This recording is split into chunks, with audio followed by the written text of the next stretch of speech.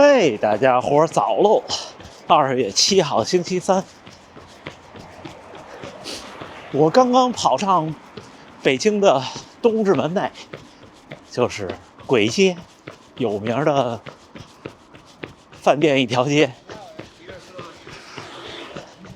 再回来，其实因为就隔了1年，好些东西都没有变，但是跑上这些路呢，就感觉好多都变了。我在13岁到16岁的这3年，一直住在这儿，就现在簋街的来福士这儿。原来这儿是一片平房，一栋楼都没有。我现在的右手这儿，现在是个711。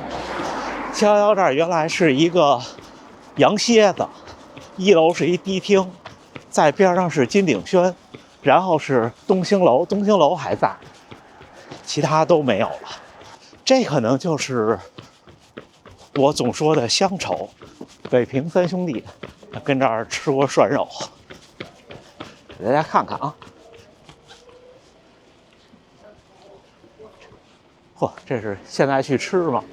牛串门，湖大都第5分店了，创始于1999。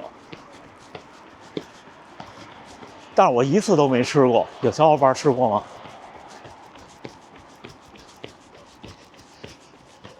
那个时候的簋街跟现在完全不一样。那时候我如果没记错的话，路只有现在的机动车道，这两边都是平房或者是矮的楼房，都是饭馆。那时候麻辣小龙虾就是在这儿兴盛起来的。他说特逗，夏天周末的夏天傍晚在这儿溜达，就有餐厅在外边大排档，然后比赛谁包小龙虾吃得快，还有奖，呵呵呵。而且感觉也可能现在是周3吧，周中不是特别的热闹。再往前会好一点，现在这一片的饭店都是大饭店，往前还有一些小馆，但是也不多了。今天咱们从这边走，跑到鼓楼，然后从景山去故宫。昨天大家看我跑动的地图，久违的横平竖直，方方正正，这可能也是乡愁的一部分。我昨天正好听了一个类似于播客式的节目，就讲说好像北京人和其他地方的人对一个地儿定位，就是确定位置的这个定位方式不太一样。这儿说的都是东西南北，比方说你看现在我这条路就是正东向正西在跑，就正的不能再正。少有的几处不是横平竖直的路的地方，在北京我以前去的地方少的时候，去了就迷路。比方说3元里那个金阔龙那儿，那是到那儿就转向。然后望京去的少，当然。今天聊聊什么呢？今天大家聊聊特步的2双鞋，一双是 3.0 Pro， 一双是 5.0 Pro， 都是100X。100X 5.0 Pro 我已经穿了34公里，一次12公里，一次21公里，就是都多一点，一加是34公里。单次的最长就是昨天的21公里。今天我穿的是2代的 Vaporfly 这双旧鞋。今天跟大家聊聊2双特步在我的看来的区别。那据说是不是6.0都要出了？有懂的小伙伴吗？关于 BMI 的鞋，过2天我再整理发出来。那夏天的话，这个时候这儿跟现在完全不一样，尤其是再往前这些挂了大红灯笼，这些餐厅人挺多。今天冷，这2天又比我刚回来那天冷了。昨天在三里屯，因为视频还没做完，下午呢约了一个在三里屯的牙医，之后就在三里屯待了1个多小时，把视频弄完，我就赶紧骑了一个车，因为马上要迟到了。去。然后有一位观众朋友给我发了个私信，说：“博哥，您是不是看三里屯骑共享单车了？”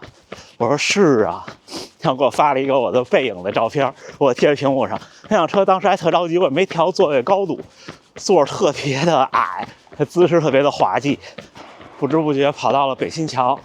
北新桥这儿有个传说，就是说有口井，可能就是右前方这儿，说有铁链子，然后拉不到头。我记不清啊，应该还可能是。我对北新桥的印象就是北新桥吃卤煮，你看这一片，你看远处那花字，那就是簋街的簋，就不是闹鬼的鬼啊，是另外一个字。然后现在这一片还有一个姚记的分店炒肝。我印象中的北新桥卤煮还是挺好吃的。行，那一会儿咱们聊聊鞋。今天本来应该是合练的日子，今天课表是5个1公里，但是今天的状态不太好，有点累，我应该不跑课表了，就轻松跑去故宫。之前在踏板城偶遇的观众还说今天去故宫也去故宫。行，那一会儿再聊啊，加油干，加油干！大家看这儿排队的人，我在鼓楼东大街，这就是那有名的鼓楼馒头。卖馒头的可能还有花卷或者是豆包一类的，我靠，这太厉害了！这是几点呀？这是6点25，小伙伴们，就这儿永远在排队。不太知道。我觉得我妈蒸的馒头挺好吃的，虽然我都好多年不吃馒头了，因为白面馒头其实是不太建议日常经常饮食的碳水，太精致了。白面馒头就跟吃糖没什么区别，尤其是有糖尿病或者是家族有糖尿病遗传史的，到年纪了少吃白面馒头。比赛当天的早餐可以吃，是很适合比赛日的早餐的碳水，其他时候尽量控制。有意思。我左手这儿原来有一个麻辣香锅，店名就叫麻辣香锅，说是用的哪儿的辣椒忘了，南美那边的，挑战吃几根就能写一个奖状贴墙上。那时候还挺时髦的呢，这种行为，那时候很少有这样的店，我还写过一个呢。今天穿上2代的 Vaporfly 和昨天的100X 5.0 Pro 比，感觉的就其实有很明显的不一样，包括2代和3代的 Vaporfly 在我的脚上，我都感觉有非常的不一样。就是2代的 Vaporfly 底儿觉得薄，就穿完那2双以后觉得底儿薄，但是大家应该穿过1代 Vaporfly 的，应该都有这个感觉，就是刚一上脚的时候觉得哇好澎湃呀，底儿也厚，这就是跑鞋的发展，这个真的没办法。所以还是我的原则，我不排斥任何新的材料和碳板，而且我不认为碳板或者新的发泡科技是跑步能力的交界线来划分谁能穿谁不能穿，所以不管你跑多快，想穿就可以穿。看我们到了鼓楼一拐弯，这儿先是馄饨猴，馄饨猴是北京算是最有名的馄饨店，但是我不觉得有什么差别，因为这种东西就它做不好也做不坏。姚记叫什么？要想吃炒肝，鼓楼一拐弯，是吧？那我这个家乡话还标准吗？哈哈哈，这就是北京的钟鼓楼，给大家拍一下。哈，看得清吗？年30的时候这儿会敲钟的这一片，然后前面这个路口就是冬天又下雪天的时候拍那个107路公交车，就是在正前方这几个红绿灯底下，在这儿拍，就往我跑过来的方向拍。你可以把我想象成107路公共车。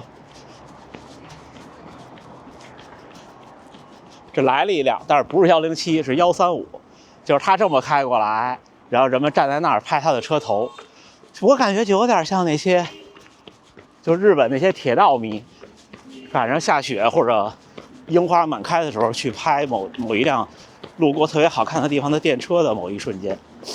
就是说鞋啊，就感觉3.0 Pro 和5.0 Pro， 包括后来的 Vaporfly 第3代，感觉它的鞋底都要比之前的 Vaporfly 要厚，就有那种厚底感，就穿上去以后会痛痛痛痛，就跟我刚刚第一次穿4%，我当时的评价就跟踩空箱子似的，痛痛痛痛的那种感觉。我不管大家是什么感觉，我的感觉是，就我的这个能力，我的这个体重，我觉得2代的 Vaporfly 在这3代里就是最弱的。而特步呢，我觉得我只拿3款鞋来说，1代的110X， 还有3代的 Pro 和5代的 Pro， 这3双里呢，我觉得1代其实从碳板和脚底的那种劲儿来说，给我的感觉是不如后2个的。但是呢，它是因为轻，并且鞋底不薄，灵活性特别好，牺牲一些支撑，牺牲一些包裹，但是呢比较激进，就像闭麦的惊叹2.0似的。所以当时那双鞋一出，很多人精英选手穿着它出了好成绩，然后大众选手穿着它跑完以后脚底板疼，对不对？3.0的时候呢，给我一个巨大的惊喜，那双鞋都穿了2000多公里了，还在穿。那双鞋是一个不可多得的优秀的速度训练鞋，它这是后海跑到了后海，这条河连着的就是北京的大运河。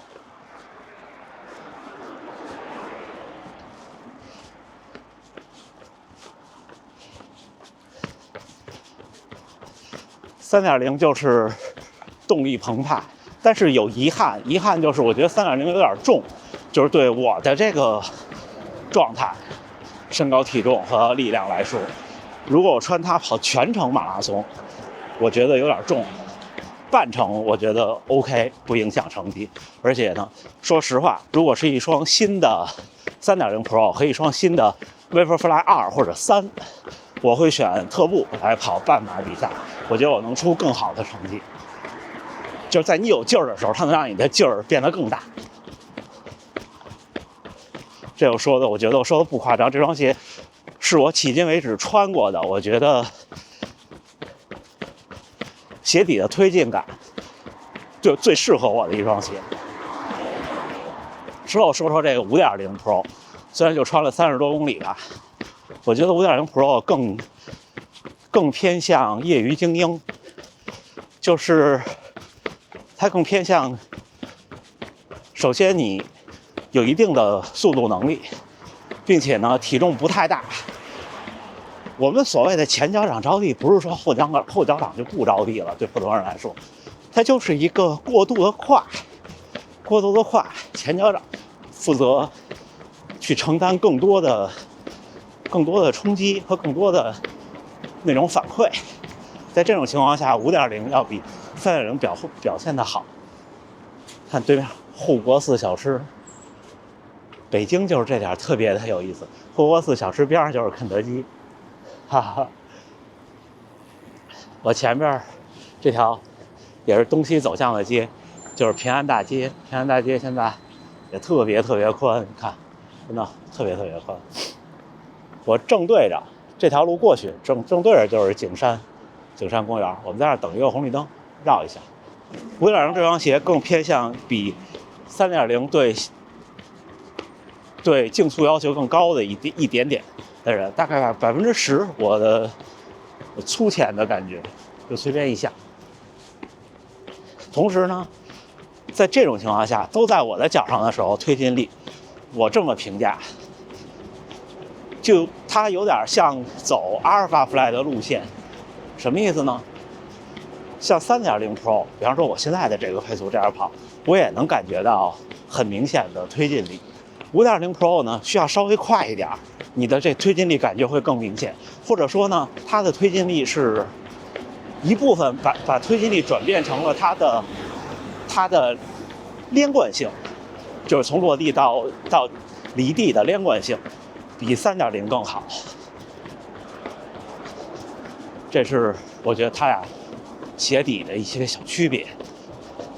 至于其他部分呢，我觉得5.0是一双对我来说可以跑全程马拉松的鞋，从重量还有它的鞋面还有后跟的材料来看，就没有3.0那么的保守了。3.0对我来说跑全马有些保守，所以呢，如果没有极限天气，没有雨雪，大阪的全马应该是穿160X 5.0 Pro 来跑。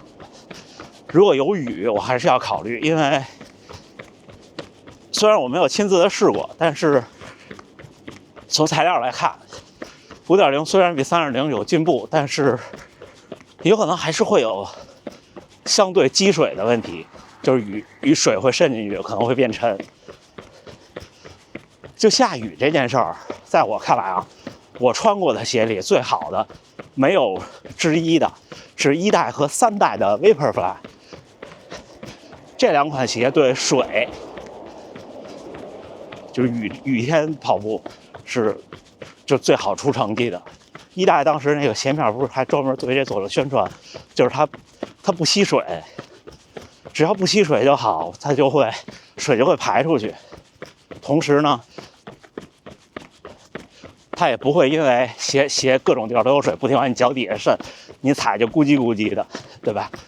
所以雨战的话还没想好，但是如果是正常天气，肯定是5.0了。我总结一下，我觉得定位的区别就是，如果您的马拉松在3小时上下有好价格的时候，现在3.0 Pro 训练加比赛完全没问题。而且现在我改变我一些观点，就是像去年的长居，其实我应该穿特步的，那时候就觉得他跑了已经将近1000公里了，怕衰减，但是真的几乎没有，特别厉害。所以我觉得，如果你跟我体重差不多，可能在800公里以内的损耗的时候之前都可以参赛。而这一点 Nike 的鞋不行， Nike 的鞋基本上400公里，我觉得就是参赛的极限了。如果是想出成绩的比赛，而且话说回来，就算您不想出成绩，谁不想跑得舒服点，是不是？我左边围墙里就是北京的景山公园了，景山公园一圈是2公里。每年的新年就是公历新年第一天的早晨，会有很多人来景山，爬上景山最上面那亭子去看日出。而且就是北京的 CBD 那一片高楼就在景山和太阳之间，能看到很漂亮的剪影，如果天气好的话。至于5.0 Pro 呢，就是我现在如果让我选一双参赛鞋，不考虑所有的成本，那我选5.0 Pro， 我应该不会选 Vaporfly 3，这是我的判断。至于训练上来说，我觉得5.0和3.0就训练上的体验差别不大，真心的差别不大，甚至你5.0有点不舍得穿，因为贵。就这样，好吧。一会儿我们到故宫，如果有碰见一起跑步的小伙伴，再聊聊天。加油干，加油干！嘿，给大家一起打招呼，大家好，大家好。哎呀，我今天本来是周3的强度课，后来一想，算了，有点累，这2天睡得特少。周1不好就别强迫。今天计划跑多少？今天没计划。没计划。对，因为昨天跑了那个800的这些。几组？跑10组。10组。按什么配速跑？全力以赴吗？没有330。啊，330没有全力以赴。可以。因为一直那个不知道有问题。哦。上个月就跑了60。这个月开始正要结束吧。因为我都忘了您跟我说过的成绩了。哦，我今年北马刚破3.259，很可以。哎，今天空气好哎，我们慢一点给大家拍拍照。小伙伴们看远处，中国尊和国贸37，今天天气好漂亮啊，可以可以。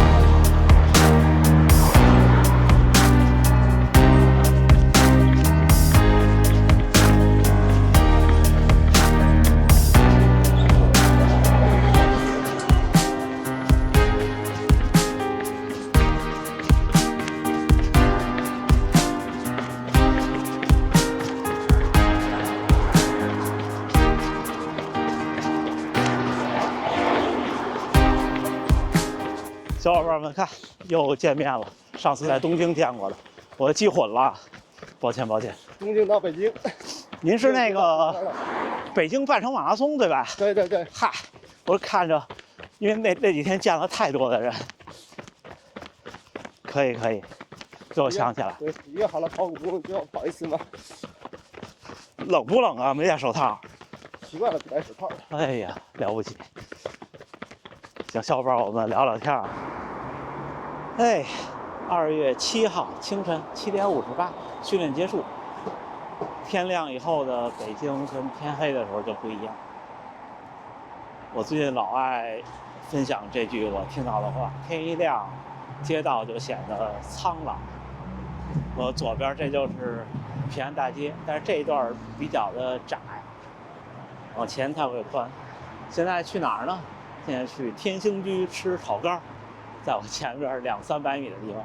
家属一会儿会从后边骑车过来，他从家出来吃早饭。